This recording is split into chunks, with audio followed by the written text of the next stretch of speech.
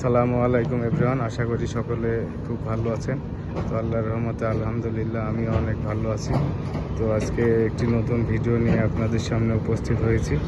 সামনে যে স্ট্যাকটা দেখতে পাচ্ছেন, এটা হচ্ছে আমাদের সলিড 3 হোলের যে স্ট্যাক, এটা গাঁথনির ক্ষেত্রে ব্যবহার করা হয়।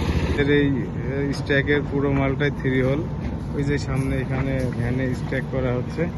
তো এখন আমি আমাদের 3 হোলের যে সাউন্ড কোয়ালিটি সেটা আপনাদের শোনাবো। হ্যাঁ, এই যে এটা হচ্ছে আমাদের এগ্রেডিটের সাউন্ড, যেটা খুব সুন্দরভাবে পোড়ানো হয়। সামনে যে স্ট্যাকটা দেখতে পাচ্ছেন, এটা হচ্ছে সলিড এগ্রেডের স্ট্যাক।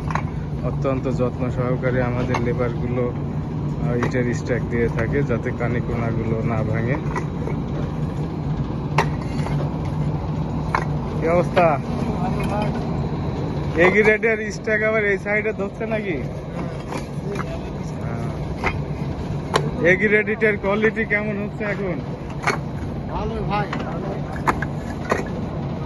এসে আমাদের ইটগুলো সচক্ষে দেখবেন।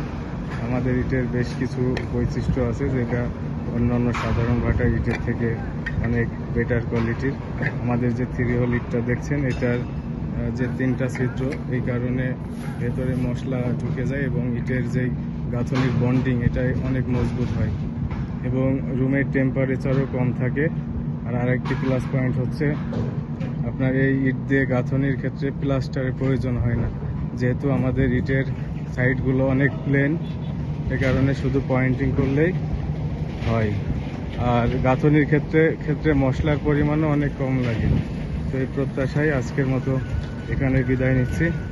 সকলে ভালো থাকবেন, সুস্থ থাকবেন। আল্লাহ হাফেজ।